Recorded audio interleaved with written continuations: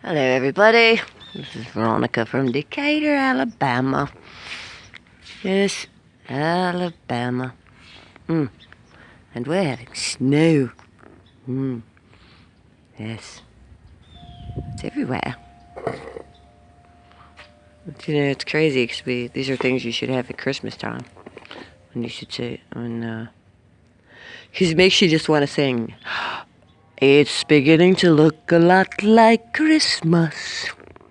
Everywhere we go, take a look at my front yard, and you will finally see that it is beginning to snow. It's beginning to look a lot like Christmas. This we all can see. I'll be happy again, you see, when the snow is melting, 'cause I'm not into snow anymore. Anywho, okay. So yeah, that's okay. Let's go look over here.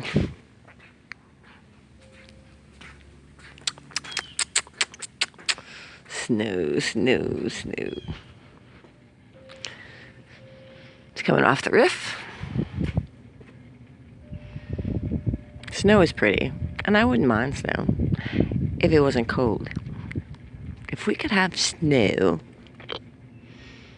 and then it would be warm enough to actually enjoy the snow, that wouldn't be so bad.